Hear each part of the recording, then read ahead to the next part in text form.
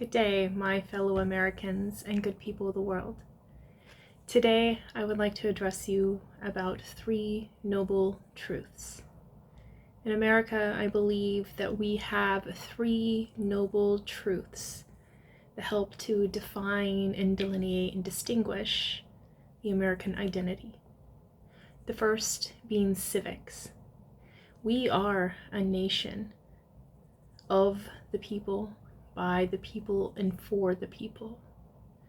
We, the people of the United States, chose long ago that in order to form a more perfect union, we had to establish justice, we had to ensure domestic tranquility, we had to provide for our common defense, we had to promote the general welfare, and we had to secure the blessings of liberty to ourselves and our posterity.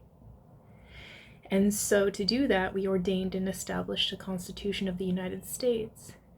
And what the Constitution represents is a limitation on the government that is necessary when you're a group of people coming together to do a thing.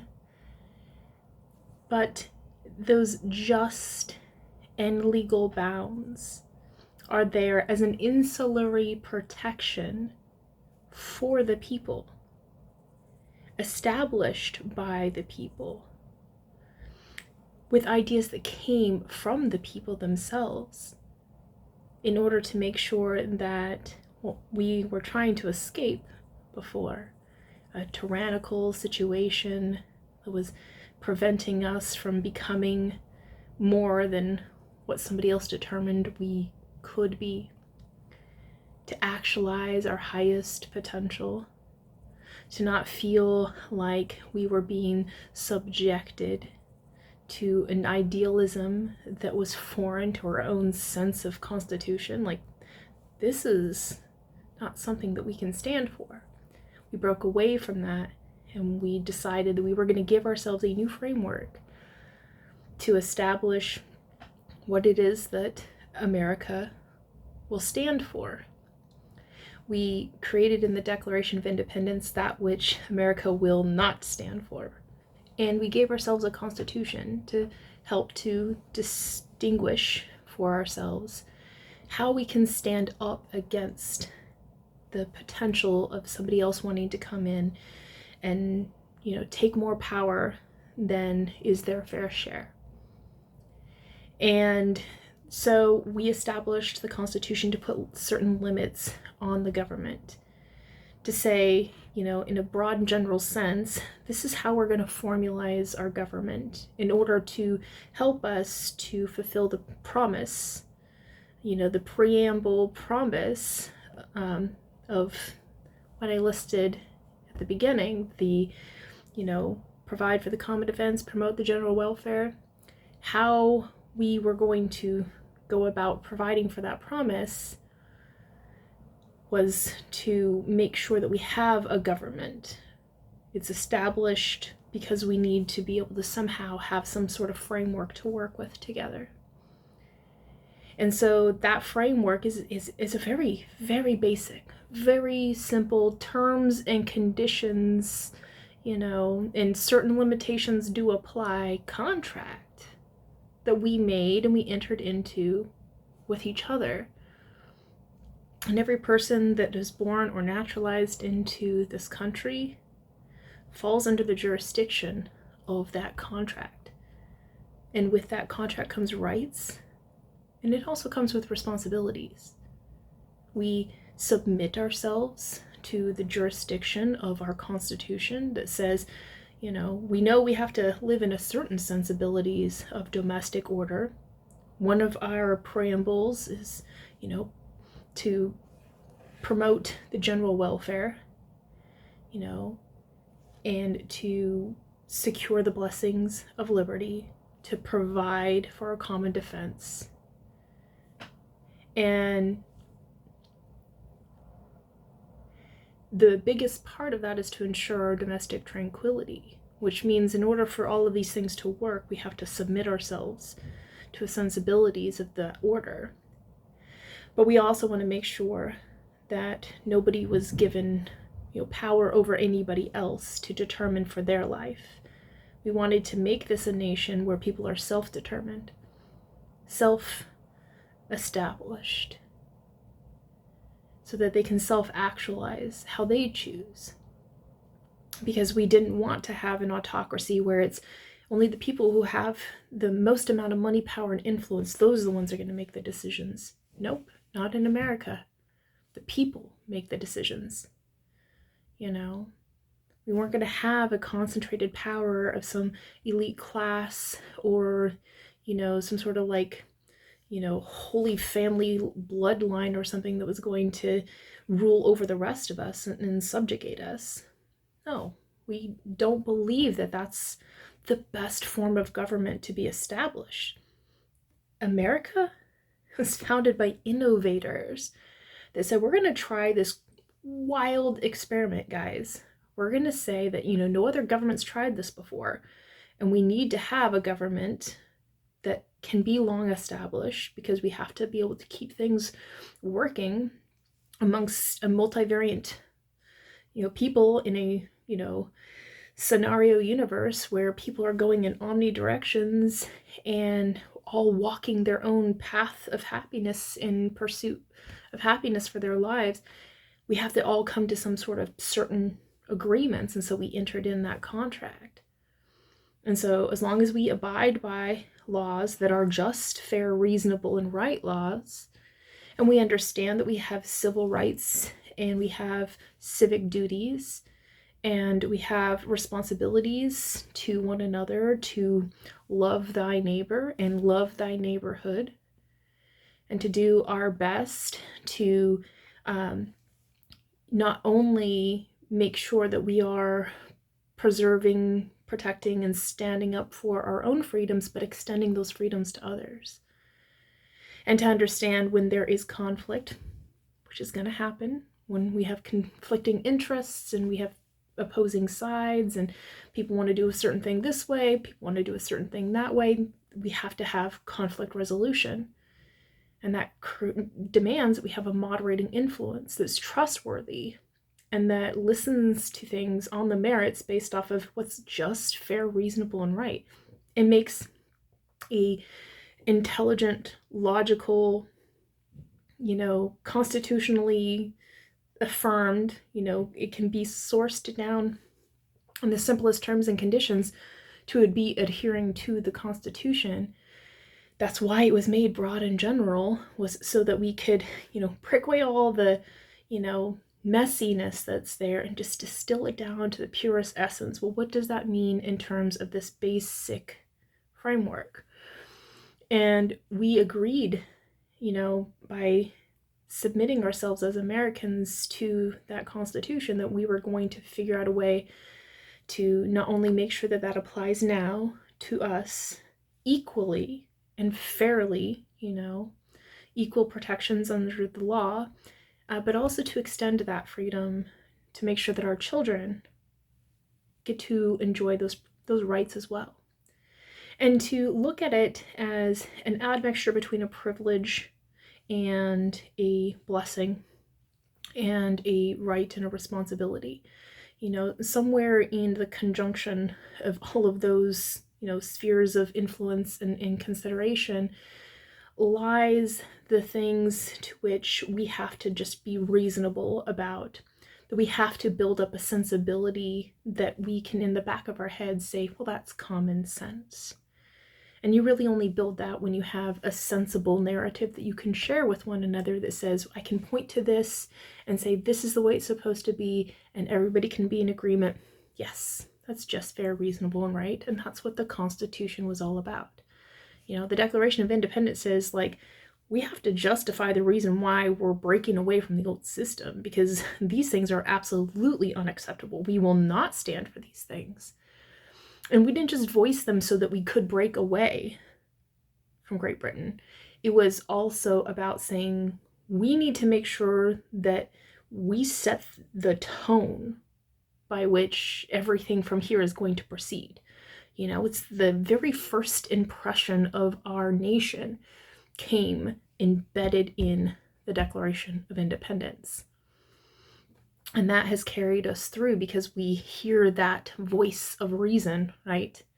That was spoken with those words that speak the American truth, the American spirit, and has carried us through. And it carried us through in our establishment. We're like, okay, well, now that we know we want to be separate, but we want a nation where we're equal, and we all want to be a part of this, but we know, given the scenario universe where we're at right now at the founding, it's not possible for everybody to be completely involved in every single decision making. That's why we're like, well, representation is obviously the thing we do. And if we give people the freedom to choose who represents them, they can advance the best, most reasonable, most,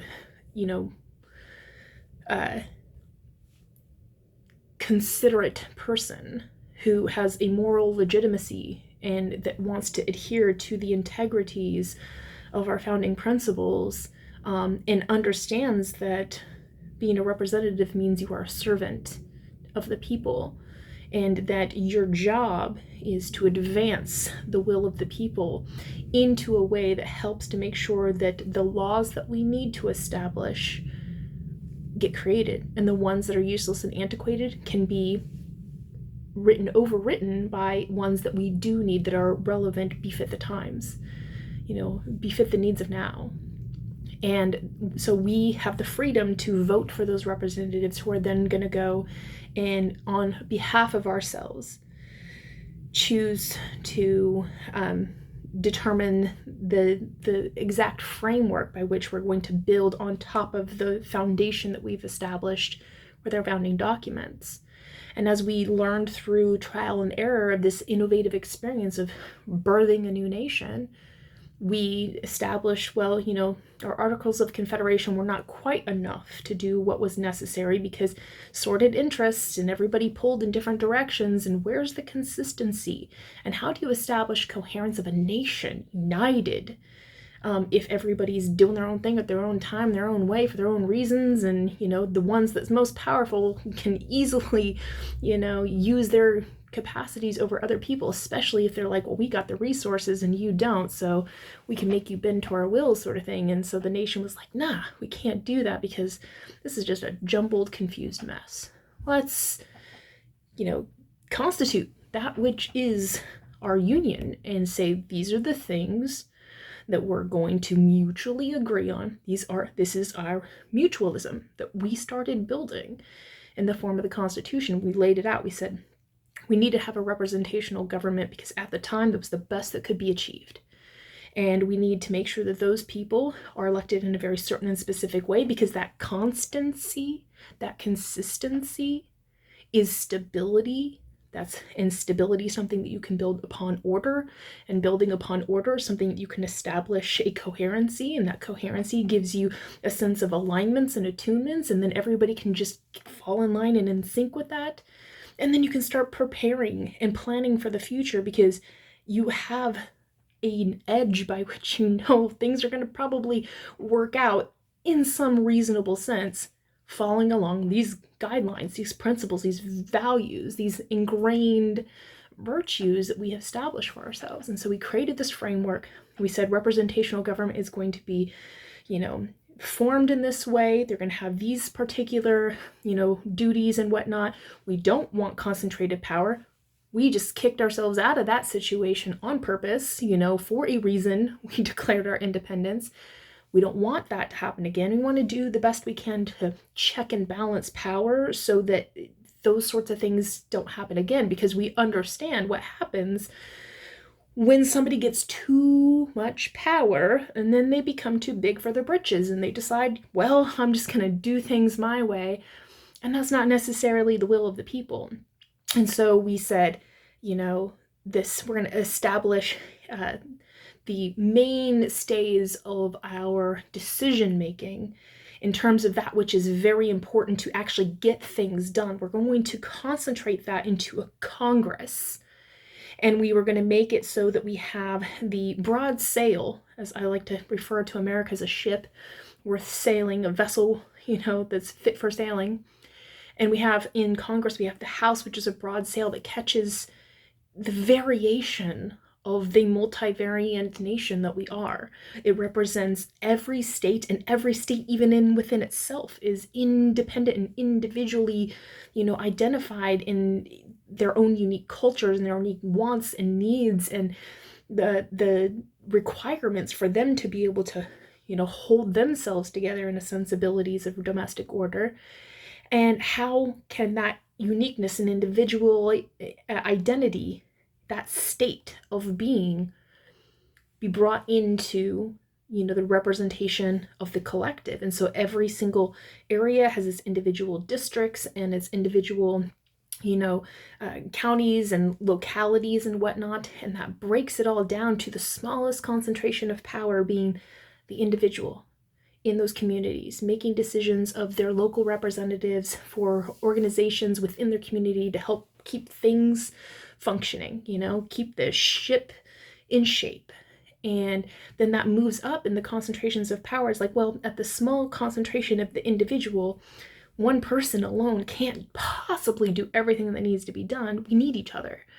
So we have communities and we have neighborhoods, and everybody does what they do best. They work, participate, and contribute, and bring forth their talents in positive contribution for the benefit of all, for a fair compensation for the good value that they are creating. They create genuine value, they get genuine compensation for that value that helps to keep the reciprocity that makes this whole thing work flowing. And then it moves up when you need more concentrated power of organization to get more things done that, maybe just 2 or 3 people can't get done. We need a whole body of people. We need hundreds of people. And then into the larger things, we need thousands of people. Into larger things, we need millions of people. And that was the whole founding principle of like creating localized state and then federal government.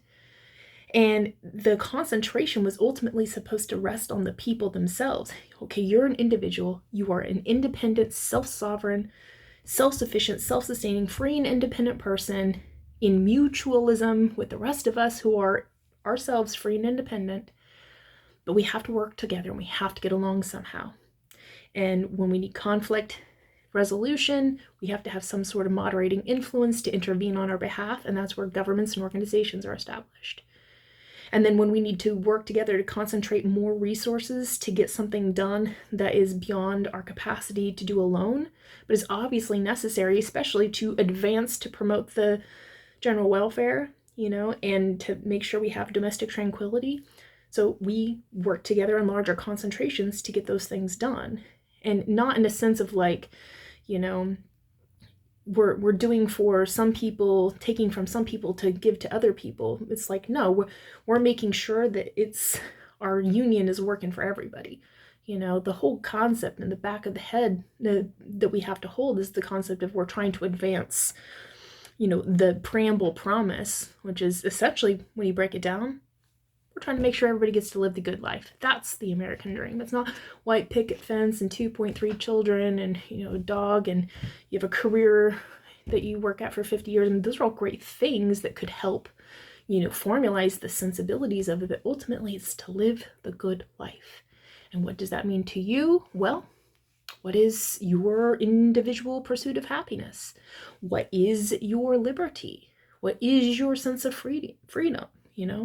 What is the life that you want to build? Like, those are individual, independent things. And we create government to insularly protect that, make sure people and property is protected, and that people have the capacity to build generational wealth, holistic wealth building, and that people participate and contribute to society, and to have a sense of like, we're in this together. So, you can't be out for rugged individualism all about yourself, because one day you're going to need somebody to do a thing that you can't do yourself, and you're going to have to call on that person. And it's much easier to get somebody to help you to do something if you did something for them as well, or at the very least, you're open to, hey, what I always like to say when I help somebody and they're like, oh, let me pay you for something. It's like, pay it forward to the next person. You know what I'm saying? I don't need you to give me something for me being here to help you right now. I'm just glad I was here to be able to be of service. But what you can do for me, in the spirit of, thank you, that you think that you might owe me for this, say the thanks, but then pass it on to somebody else who then can say thanks to you, because then that's going to come back to me in a sense of like, wow, we just together made the good life possible for more people than just ourselves. And that's what it's supposed to be about. And the Constitution was really about this capacity to limit government, so we have ancillary protections that protect the individual. And it establishes this is how you form a government, this is what they're allowed to do. The House is made up of all these various representatives from all these locations. They represent the individual people in the districts. They have the story of the people of that place. Those people can go to their representatives directly to redress, issues, or to let them know, hey, this is a thing maybe you didn't know about. We need some sort of resolution here. What can be done? And then you either try to achieve that at your local or your state level, or you appeal to the federal level that says, this is something that actually extends far beyond our borders, that we need to do more than just at the state level. This should probably be considered, a concern of the collective good, the collective capacity to provide for the common defense, promote the general welfare, secure the blessings of liberty, ensure domestic tranquility, all of these things. So then we have within Congress, we have the Senate, which is supposed to be this like stay of tradition. It's supposed to say this is the equal measure. Every state has 2 representatives in the Senate that say, this is what we're going to have as the long-standing precedence of, the affirmative. It's kind of almost like the navigation aspects of, sailing vessels. Like, you have been to these certain places, you've mapped out the trajectories of these certain places, and you're kind of, as you're going, mapping out these newfound locations and whatnot, and you can fall back on those traditions and say, well, what was precedence? What did we do before? What must we consider in these ways, in a way that's not just representing, the individual localizations of districts, but also just the state in general, and how does that broad, traditional framework have space to maneuver? Are we going to be able to move things in this way and not be, breaking things that might be important in other regards? You have to consider that. And then how does that transition over? Where is the point where, the state concerns need to become federal concerns? And how might there be a reasonable way that we can call on our brothers and sisters in other states to say, hey, we got this thing that we have to deal with, and we've never dealt with it before. We're not sure what to do. Do you have any guidelines? Do you know what the, best practices are in this regard? Have you tried this before? What are you, do you have anything that you can offer that can help us to get through this cause, help us build up, do you have like a starter kit sort of thing to get us going in this way? That's what Congress is supposed to be about. They're supposed to know the people, know what this nation is about, know where we've been, and know where, in general, where we're trying to go, and know where we are right now. And then you have the judicial branch, which is supposed to just be, does that align in a just, fair, reasonable, and right way to the Constitution of the United States?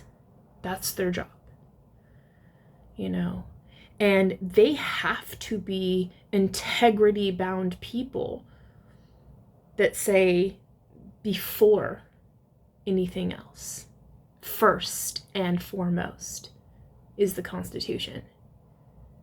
Everything else has to fall in line from that. And while the Constitution was written in a broad and general way for a reason, with specifics, for a reason, it was supposed to give us room to grow and to expand, because you can't anticipate what is to come, just anticipate variables in a scenario universe. And as far as I could envision out, if we keep it, broad and general in this way, it gives us a chance to be able to work out our differences in a reasonable way, but still gives us that groove by which we can fall into alignment with, that we've already agreed for ourselves, this is just, fair, reasonable, and right.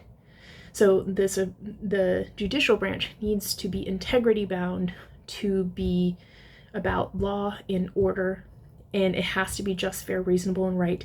there needs to be built-in ethical traditions and moralistic legitimacies.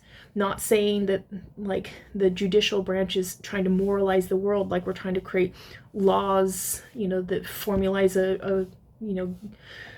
a state bound religion or something like that, but morals in the sense of the individuals who are determining what is law and what is against the law need to themselves have a sense of right and wrong. And for that right and wrong to be something that an outsider could reasonably say, yeah, that's just, that's fair, that's reasonable, that's right. And the idea of having a judicial branch and to have these various levels of our justice system was to make sure that while you may have somebody that's really close in proximity to the concerns of an issue, and may make decisions based off of their very limited scope, their very limited perspective, their very limited understanding, or their very limited, bounds of precedence of laws that have come before, and their sensibilities of like, we've already established this is what is domestic order here. Then it has to go out to the larger branches of the justice system to say, well, given a wider context, situational, historical, and find context, how does the law apply here? Is it still reasonable given that we take that scope and we kind of expand it out and say, in the broader context, is that going to be like infringing upon those, rights, terms, and conditions we've already set before? And then going all the way up to, the Supreme Court's supposed to be the court that is bound by the most ethical legitimacies in the nation. It's supposed to.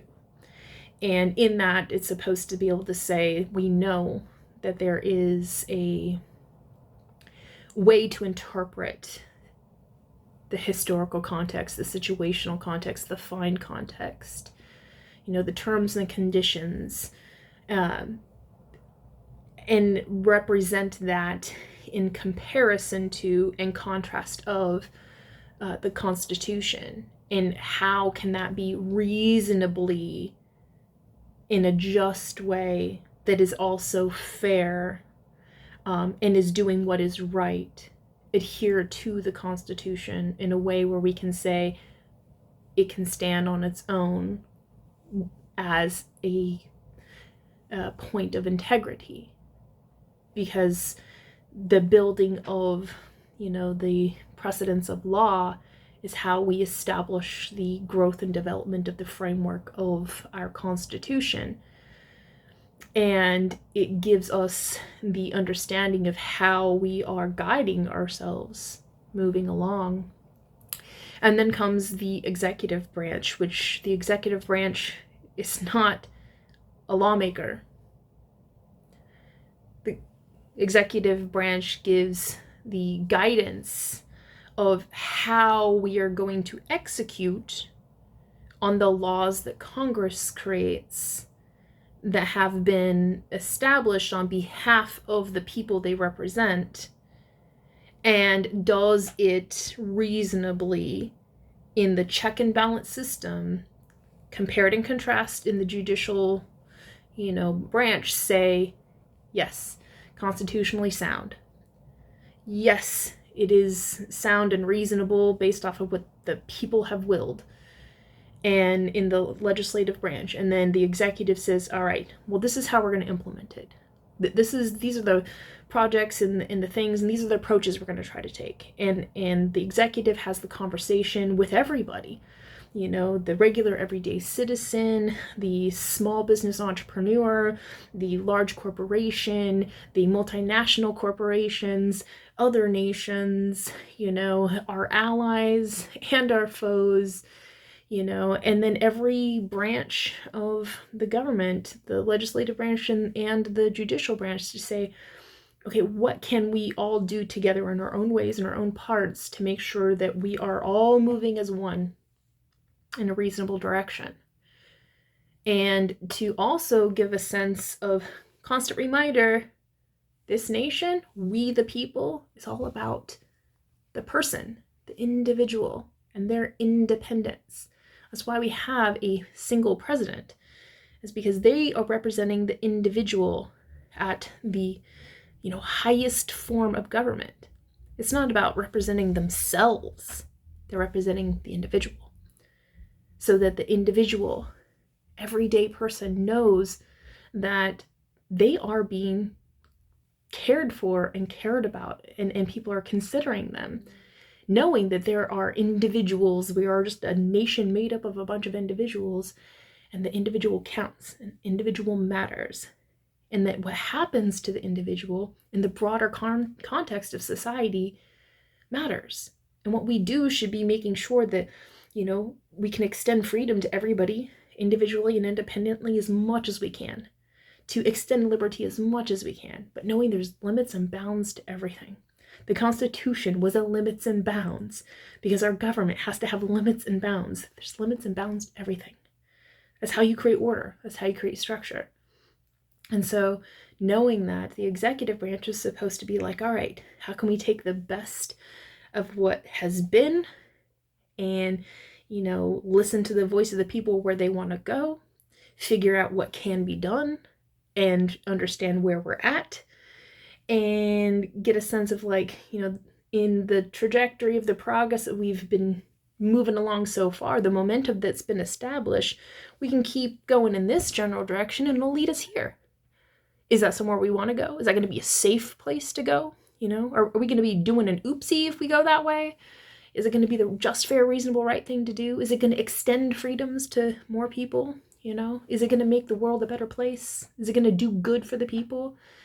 Consider those things. And if it doesn't, if the answer is no, or if we have to make some sort of compromise that would be compromising our own integrity-bound values, or to somehow going against the original spirit of intent of the Constitution and Declaration of Independence, we probably should not be moving that direction, because that's taking us away from where we already said we wanted to go. And so you have to be considerate of all those things. The executive is supposed to be considerate of the individual and the independent person and the individual variables in a scenario universe and how it all goes together. And then to know how to lean in on the judicial branch to say, we need to hard drive a better way to uphold the law in this way.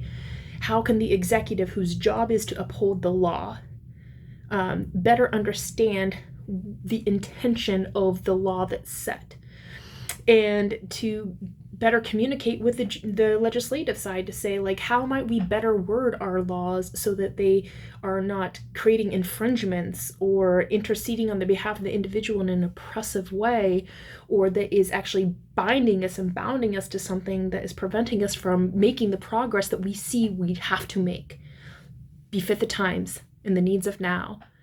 You have to have that constant conversation. You have to know what's going on in every branch. You have to know what's going on in every state. You have to know what's going on in the world, and you have to care to know what's going on. Not just about one little thing here, one little thing there. You have to see the big picture, and you have to create a vast synthesis of that. You need to distill it down to something reasonable enough to tell the American people, this is what we're going to be about. Hey guys, good job. We're staying on course. Here's the progress report. This is how far we've come. We've grown jobs in this sector. We've lost a little bit here, but we scooped them up and we've retrained them this way in our new, forms of education to get them prepared for the future. And now we created more jobs and we moved those people right into those jobs. We're making progress here. We're drawing down the deficit. We're getting rid of waste and spending in this area, but we're investing in this area because we know that it's going to bring in more tax revenues. Eventually, it helps us bring down the deficit even more, and then it helps us to be able to free up ourselves and our future generations to do more wonderful things. So we're not going to be bogged down by paying the debts of stupid and poor decision making that was made in the past.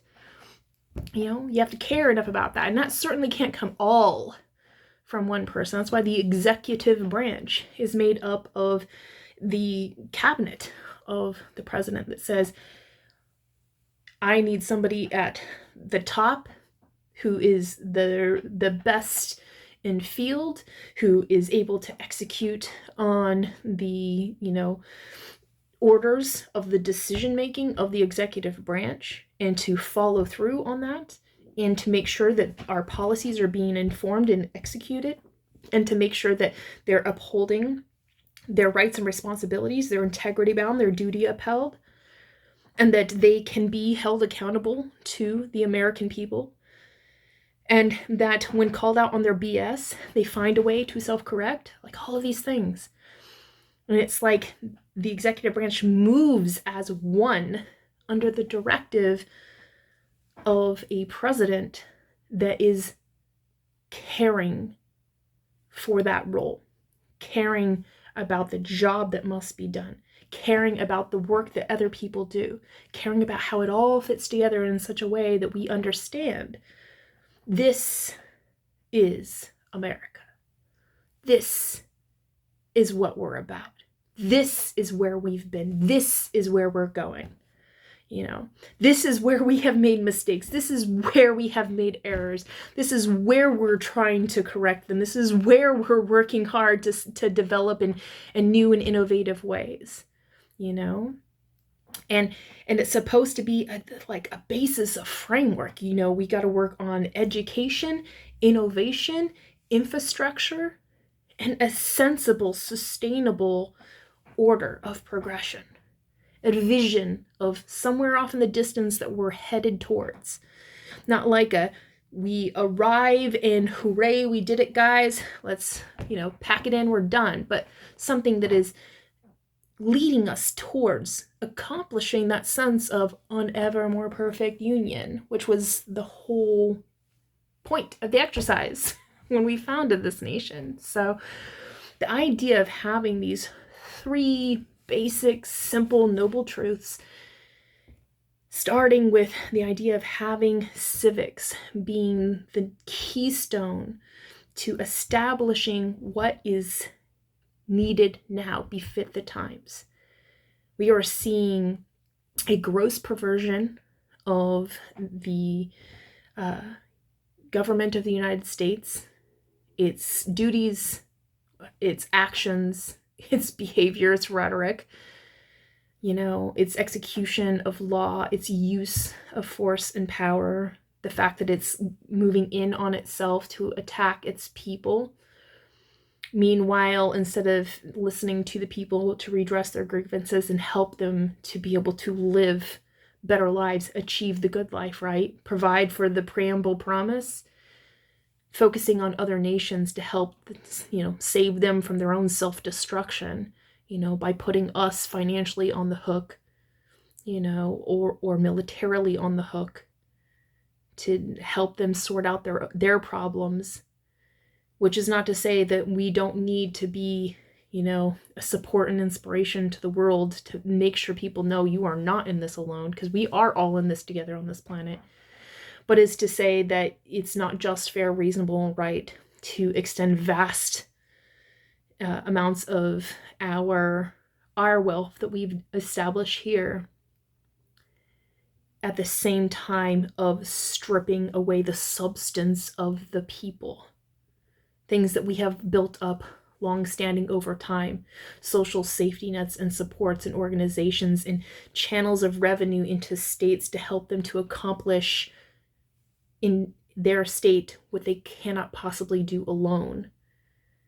The things that we need to, as a collective human species, work on together. We need to have advanced research into the top of the line investigations into new advancements in health and well-being, and to find those breakthrough technologies that are going to be able to take us to places to keep us always at the forefront of technological advancements, so that we are not going to be left behind and nobody is going to surpass us.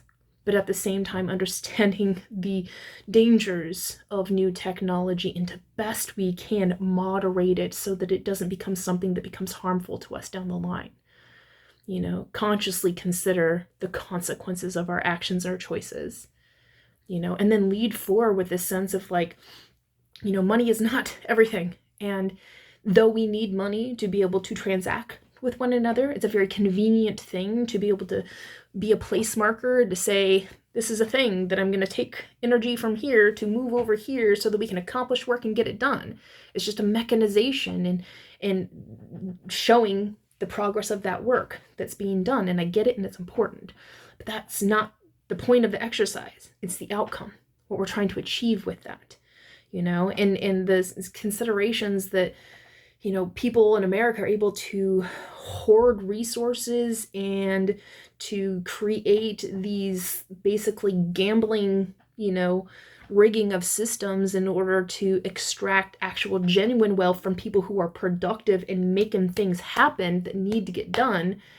And they're trapping that money in arbitrary schemes that sucks the substance out of productivity and leads it into these frivolous nothings that if you had to break it down to the substance of the thing, there's nothing there,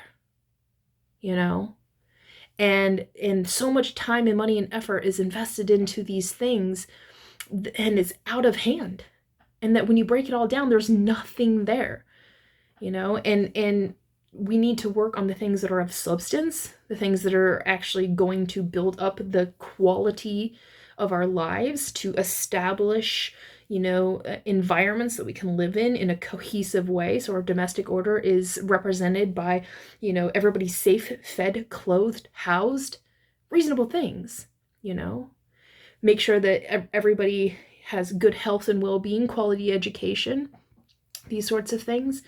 And you can't have that kind of stuff if we're allowing these arbitrary schemes to, capture dollars and relationships to a decimal point and taking away the value that's there represented in that dollar and leaving in its place nothing, and making it so that less and less of the dollar value is there to transact for the people who are making the substance things. And so less of the substance things that we need, the tangibilities, are not being made because everybody's focusing over here on the vaporware. And we're getting ourselves in a really bad spot. And I'm not saying that we shouldn't have things that are kind of like that, because in its own very special, very niche way, a good thing. Brilliant. Human ingenuity has been able to manifest such a thing in this digital realm space, but we need to have the tangibilities too. And you can't focus so much on that you take away value from being able to pass to the hands of the people that are building the tangibilities, or prevent us from being able to invest in the tangibilities. And so that's where the government's supposed to come in and say, we have to make investments in these specific areas because companies are like, what is the cheapest and fastest way to make money? Well, if you have no brick and mortar and you have, nothing, everything is just a relationship to a decimal point, and moving it from here to there, you can skim a little bit off of the top or whatever, and you make money off of it.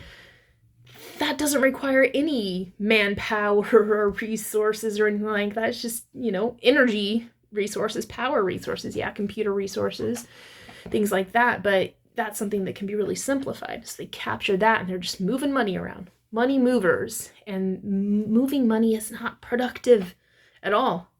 Now you wonder why we don't have stuff getting done that needs to get done. It's because people are too busy trying to make money over here in this way. And that has been incentivized. And again, it's a good thing in its niche capacity, but we need to put a limitation on it and to incentivize, focus on investing on the tangibilities.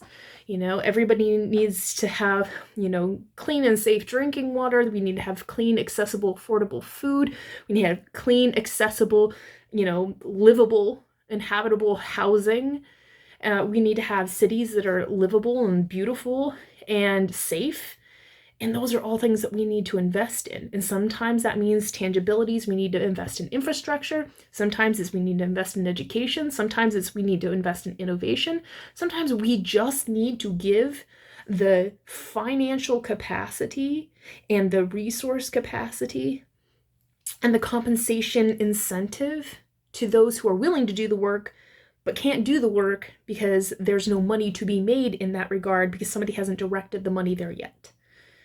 So you need to stop fully investing in these arbitrary schemes and start focusing on the tangibilities. And that's what government's supposed to do, and not just like, oh, we need to do a thing and we're going to try to do a thing, and then you get cut off with your funding because somebody up in the higher up of government doesn't see the need, doesn't care about the want, and isn't about working on that thing because it has nothing to do with arbitrary schemes over here, which is, more money's moving in there. And so it looks big and flashy and it's gold and it's shiny and it's great and let's do that. And you forget about the needs of the people.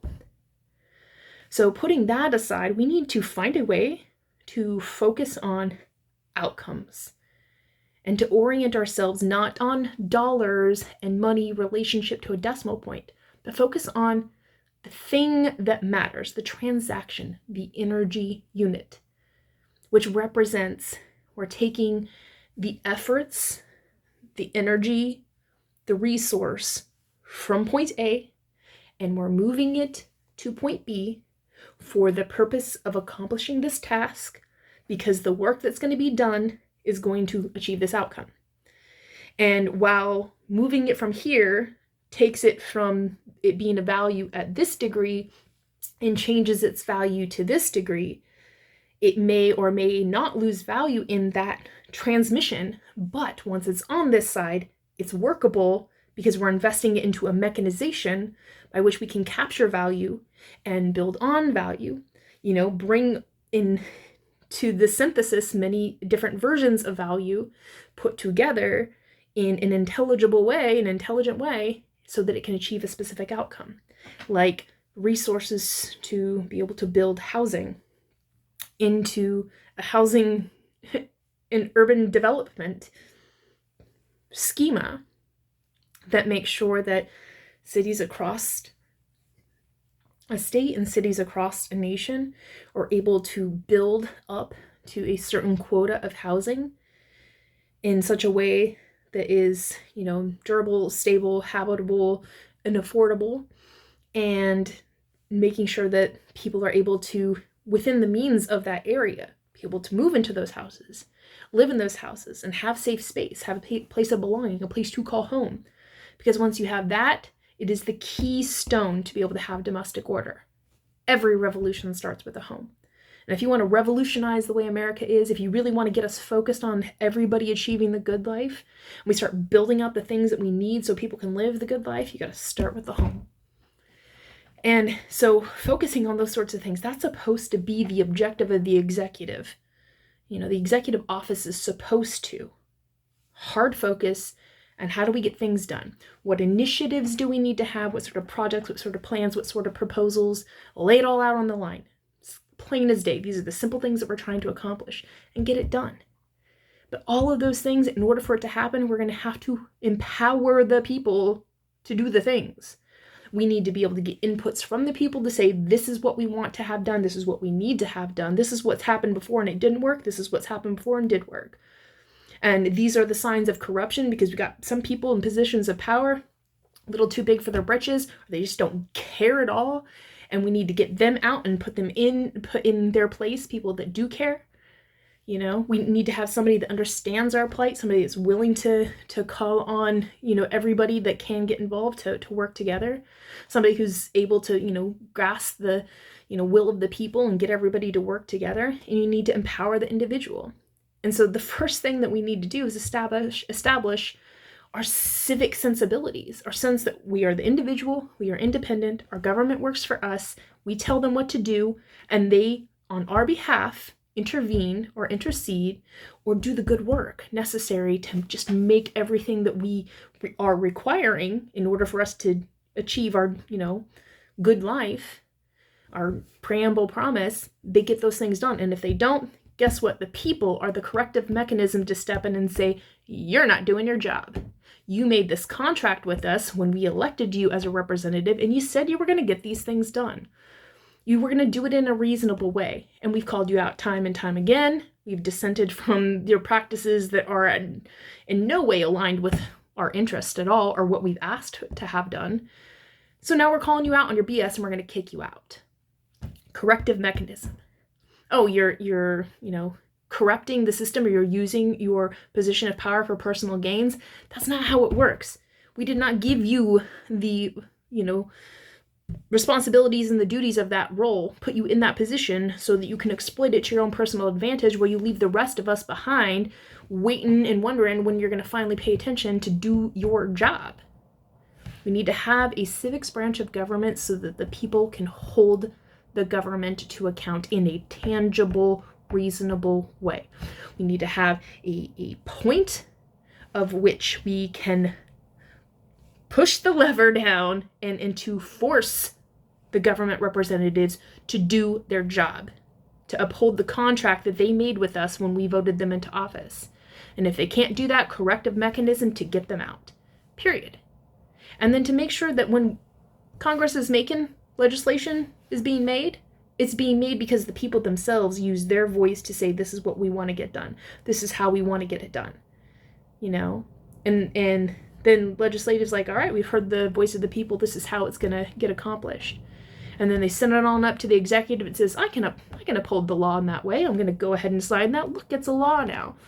And then, well, are you executing on that? Are you making sure that law is being upheld? No, it's not. Well, hey, I'm going to address my grievance through my representative to be able to speak, to the executive branch on our behalf to say, hey, this thing that you said you were going to do, the law that you created isn't getting done.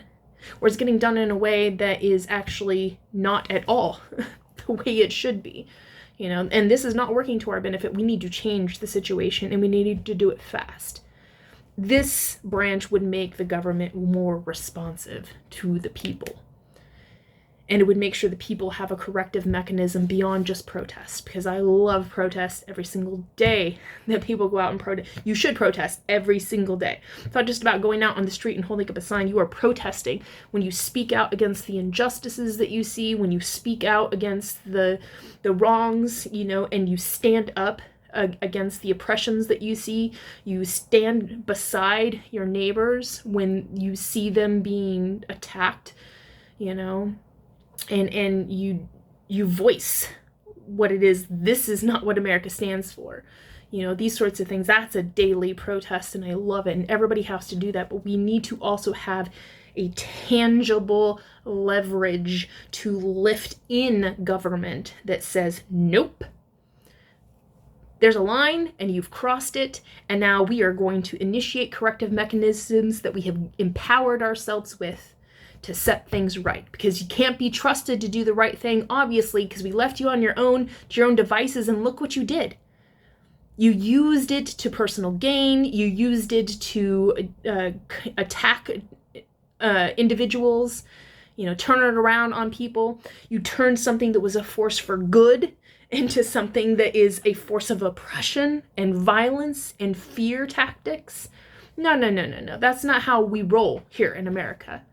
You need to have that leverage for people to be able to grasp a hold of and to correct in a fast way. Because the longer oppression happens, the more normalized it becomes, and the more people feel helpless and hopeless, and then the less they are able to stand up against it.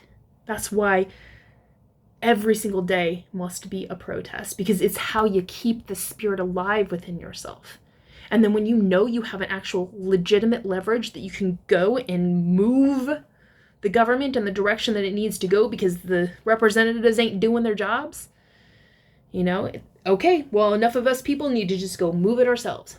We will ultimately represent what needs to get done. And we need to have that capacity. Fourth branch of government in the form of a civics branch could get that done.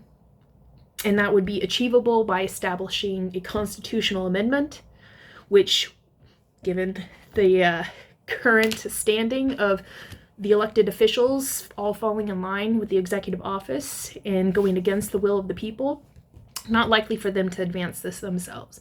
But the people themselves can set up conventions within their own states. Get enough people to sign on to say, we have decided that we're going to establish a fourth branch of government, civics branch. We're going to set it up, and we want it now, we need it now. And then all of those conventions work together to present to Congress to say, get to work, do your job, pass this into law. And then they help to craft the language in the ways that actually are, legitimized. And then it goes back to the people and they vote and say, yep, that's exactly what we want. And now we have that power, and then the executive will be held to account to sign for it. And if they don't, they should be removed from office, or we keep hard pressing until they are out of office, and make sure whoever is elected into office on their first act of president would be to gladly, proudly, and with pure joy sign on to be able to establish a fourth branch of government. Because we need to have that corrective mechanism. We have seen it. Every reason why we need it is happening right now, in our faces. You can't escape it, you know? And it may be the political left is the bad guy today, but this sort of precedence is being set, is setting it up for any demagogue that can roll into that position in the future and say, oh yeah, you thought that was bad.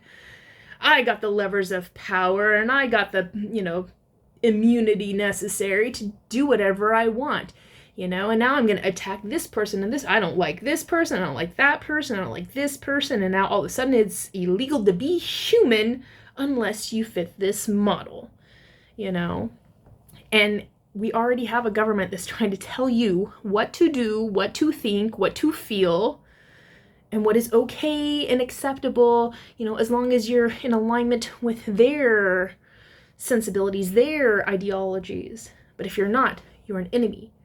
And the government is there to attack the enemy instead of no. The government is there in its limited capacity, not all of this power that it's trying to say it has, because the 9th and 10th Amendment of the Constitution says the power rests with the people, and that federal government, state government only get those powers that were assigned to them in the Constitution. The state's Constitution assigns for itself, and the federal Constitution, the United States Constitution, assigns for the federal government. And if it doesn't abide by the limitations brought in the Constitution, guess what? It is not legal. And ultimately, the power is not vested by the Constitution in the federal government, goes respectively to the states based off of what their constitutions say, which is elected and voted on by the people, and all other rights are reserved for the individuals. So the 9th and 10th Amendment sets a precedence for us to have a civics branch. We're just going to formalize it in what would be a 28th Amendment to the Constitution that says we're establishing a civics branch because we recognize the need for it. It's not until fascism knocks on your door do you realize that you really need to have a more direct democracy, is what I'm talking about here. And what wasn't possible before the founding of this nation was a direct democracy because of the fact, we were not that connected. And not because we didn't want to, or we didn't care, we didn't think that we're united. No, it was just it took forever for the printing press to come out, It took forever for us to get, telegram, and the sense of, technologies like television and technologies like a telephone and technologies like a cell phone and internet, and these are very new innovations. And so in the lifespan, almost 250 years now of our country, we didn't have technology back then like we have it now. We have the capacity to be universally connected through innovation so that we can have a more direct democracy. It is possible now. What was not possible before is possible now, and we need to give ourselves the mechanization built into the structures of the Constitution that says we are taking that power because we have the means. We have the modes, we have the means, we have the methods, we have the want, we have the need, we have everything. All we need now is the will of the people to enact the necessary measures to abiding by our Constitution's legitimacy. This is how you get an amendment made. Follow through on creating that amendment, and it's far better for us to invest our time every single day working towards establishing this new amendment to the Constitution that gives the power back to the people in the form of a civics branch than it is to go out and hold signs saying that I don't like you doing this. It's like going out and protesting is like saying Declaration of Independence. This is what we will not stand for. Got it? Right? Great. Wonderful. We needed that. That's the founding of our nation, right? But then later came the Constitution, which said, this is what we do stand for. This is how we are going to arrange and order ourselves. And so we need to be able to give ourselves that leverage now in the form of a civics branch of government, because that's the next plausible evolution in terms of saying, like, befit the needs of now, we have to become a more direct democracy, because representatives are not always going to be there working in our best interest. And we need to be able to take matters into our own hands when necessary, in such a way that isn't, forcibly overthrowing a government again, like we had to do before. Instead, we do it at the ballot boxes through electing new officials, and we can do it through a constitutional amendment that makes us have a civics branch of government, so that we have the levers, the mechanizations to root out corruption, to correct things when they're going the wrong direction. The people themselves are the ones who are creating legislation, not just lobbied interests of this or that person or company that has enough money to sway things into their favor, and then the capacity to say, if we're going to have equality, and if that is one of the things, equal rights and justice for all, and we want to have, equality in our nation, because the sense that we all have, agency, resource, and capital is like the main concept of, like, how do you achieve the good life? Well, you have to have agency, resource, and capital. And the civics branch gives us that.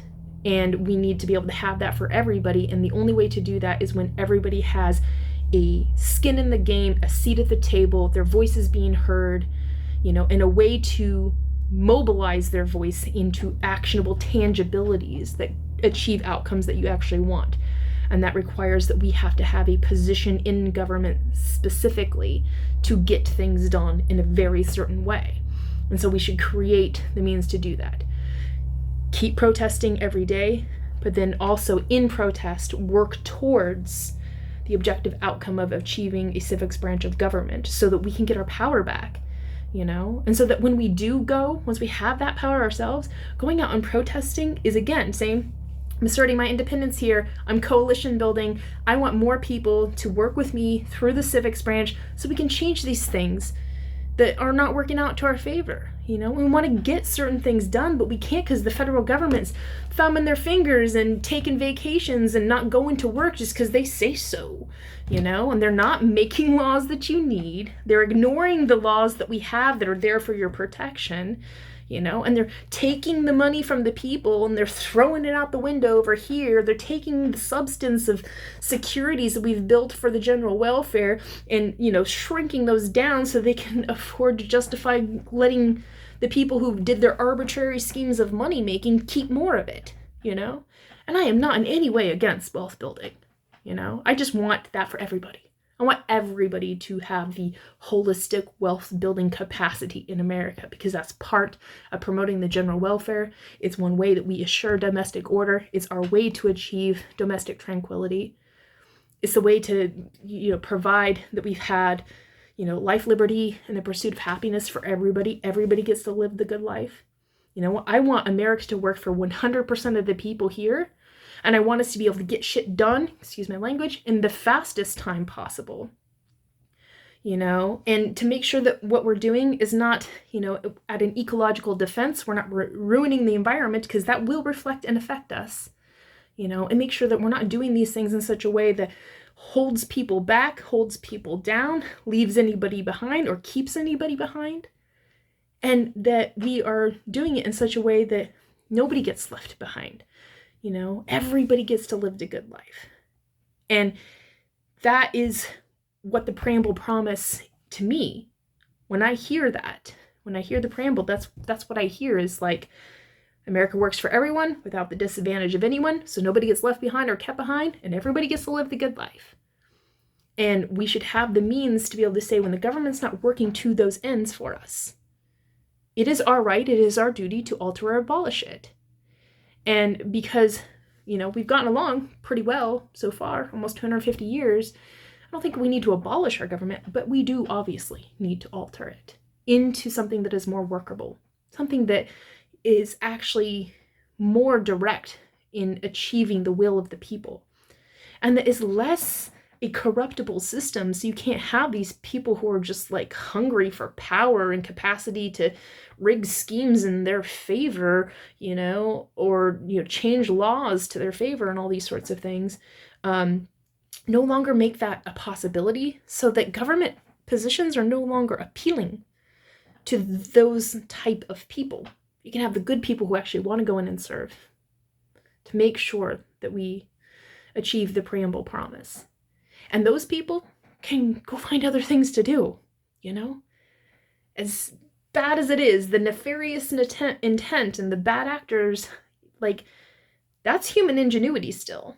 And if they realize you can't do that anymore, you know, we're not going to tolerate that, we're not going to allow it, you're not going to get very far, you're going to get kicked out if you do the bad things because the people are not going to tolerate it, now you have to find something better to do with yourself, you know? And the hope is that they would find something to do that actually works to serve the best interest of all parties involved, you know, something that will build goodwill and lasting friendships, and take seriously our position, you know, in the world, to understand, you know, we're not going to survive if we're constantly trying to be a disciplinarian, and we're not going to survive if we try to pretend like, you know, some ancient glory that we achieved in the past is somehow, you know, enough to carry us through consistent failings, you know, one after another on the global stage, like what is happening in the present tense.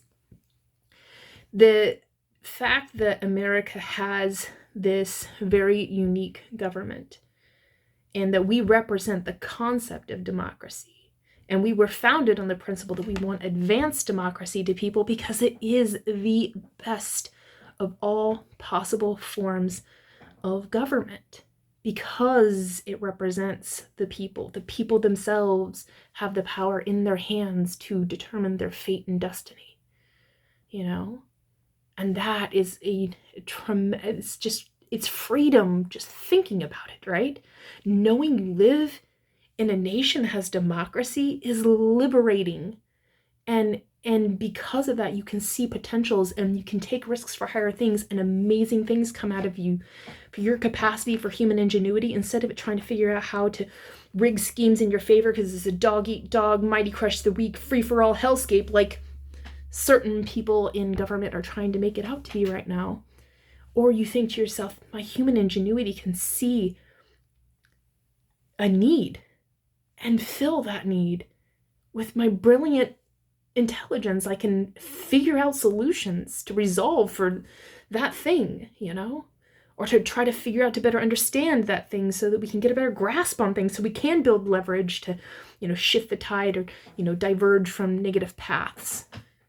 That's what we should be focusing on, and democracy is the only government structure that makes that possible.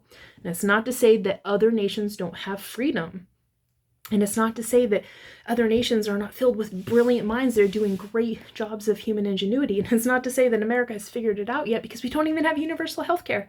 You know, our people are the sickest in the world, even though we are supposed to be so, you know, advanced. So we falter in a lot of different ways, and we're not better than anyone. And our point is not to surpass anybody, but just to, or to not compete with them, but to surpass them, you know, to show them this is best practices. And we need to take that on with all seriousness, be an inspiration to the world, you know, and do better. You know, we are not in competition with anybody else. We are just in competition with ourselves from the past, trying to form that more perfect union and become better than something much greater than we ever have been, you know, and then to make space and make room and make liberties and opportunities for us to become so much greater than, you know, what this generation is. We're extending so much more greatness out to the potentials for future generations. That's what we should be doing.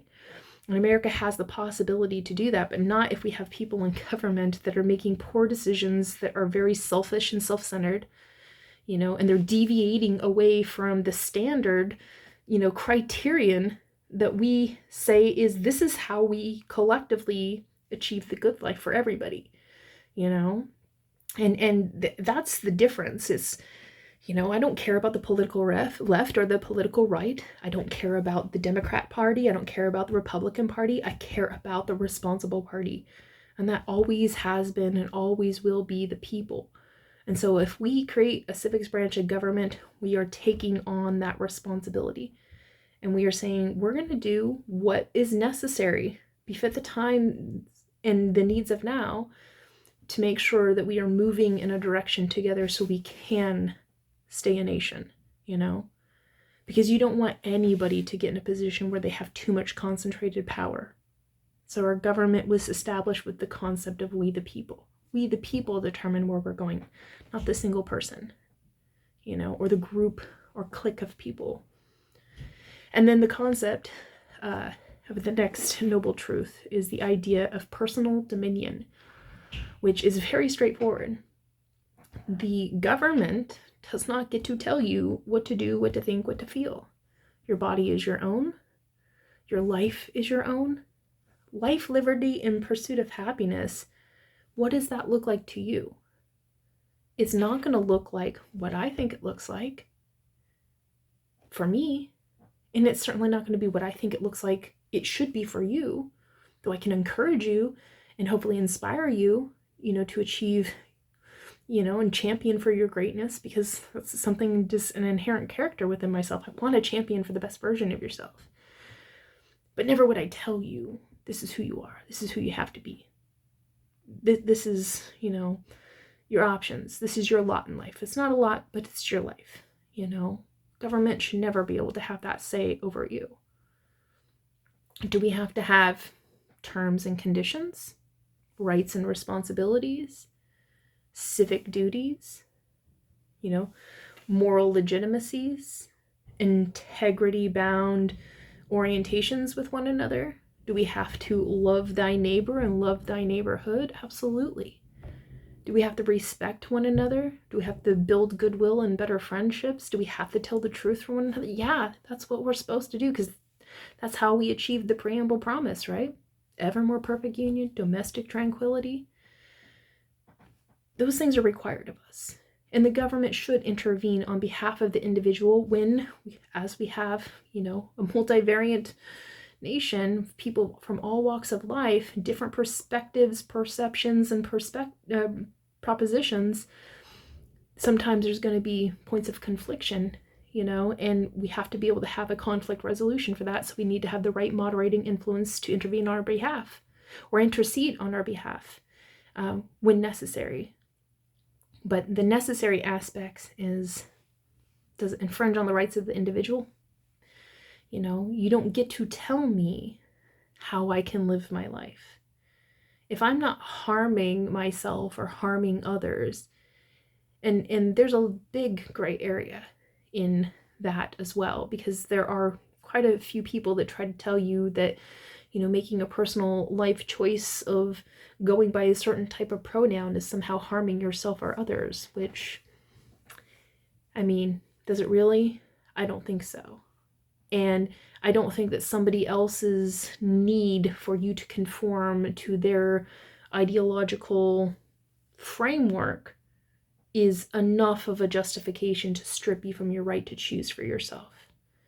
Because that's ultimately rests within the First Amendment of right to self-free expression.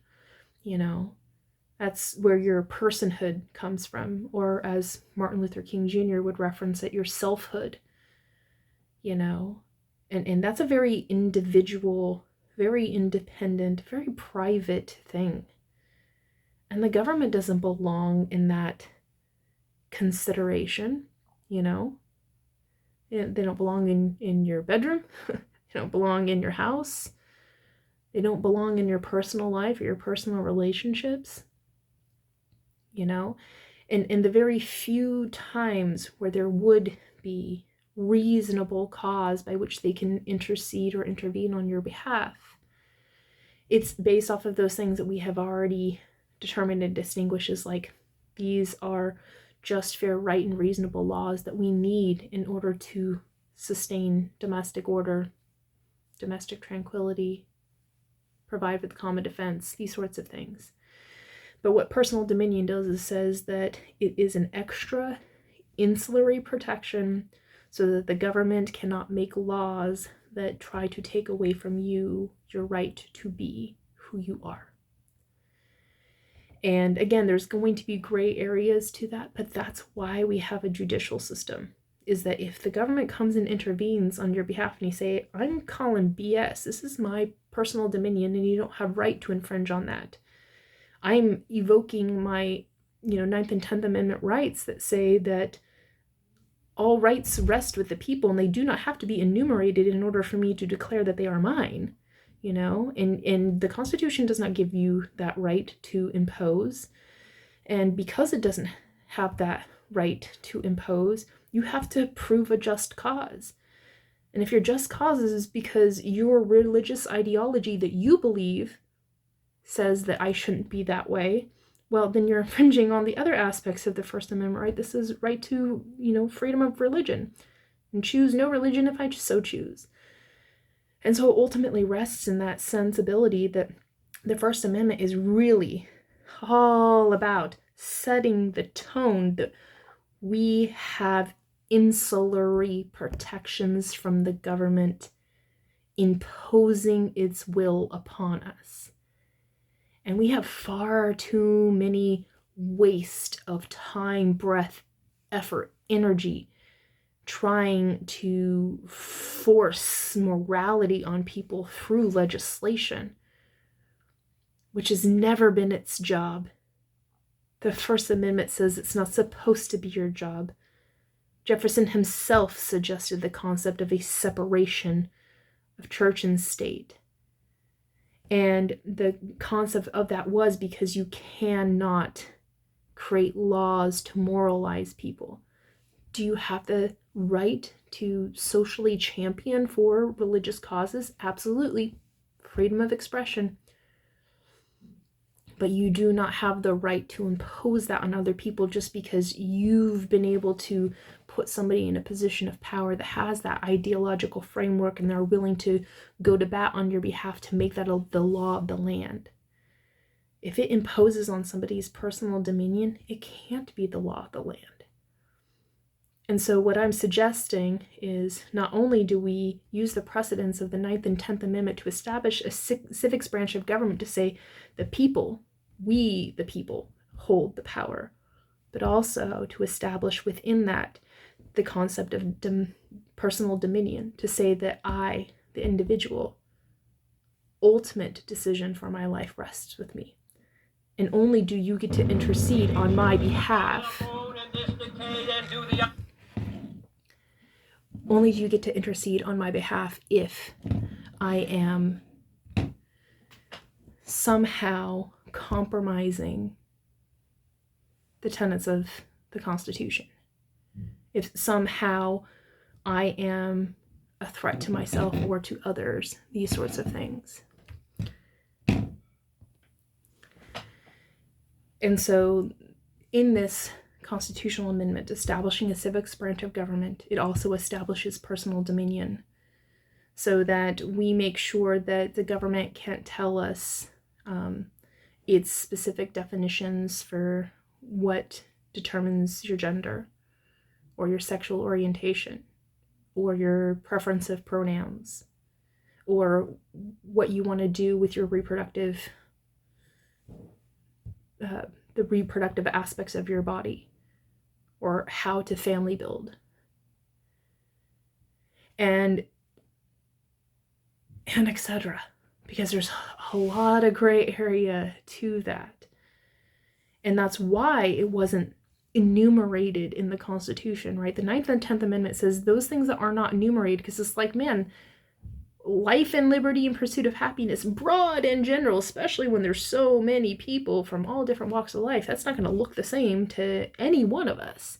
Maybe a couple things are going to overlap here and there and in the broad and general sense, but for the most part, independence, individuality, it's very, very unique and is a very personal thing, and it should be kept personal.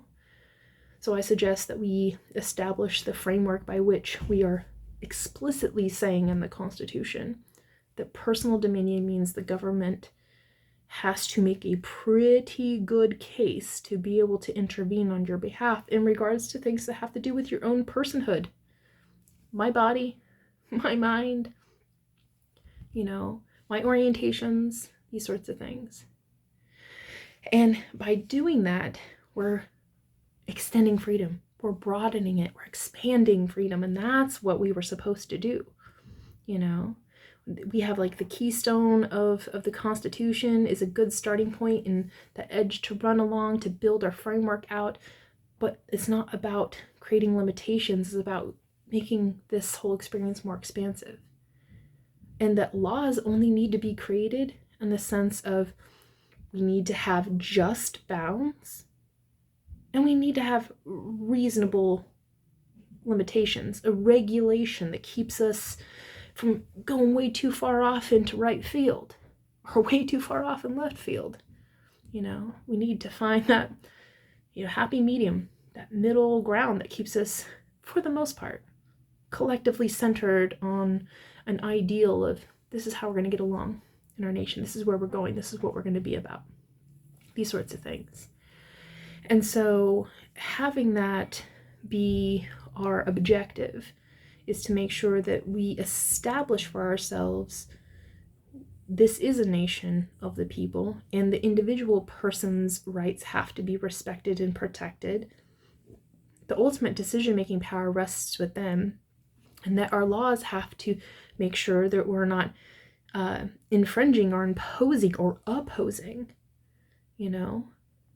And when we do have to make laws, they need to be able to check against the will of the people and say, are you reasonably, in your responsibilities and duties as a citizen, willing to submit yourself to this just, fair, reasonable, and right law? And people can object, and if we get a majority of everybody saying this is what we should have as a reasonable thing,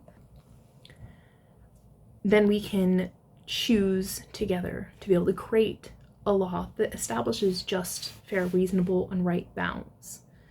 But never should we be looking to laws to try to take away people's options of self-expression and how they choose to show up in the world.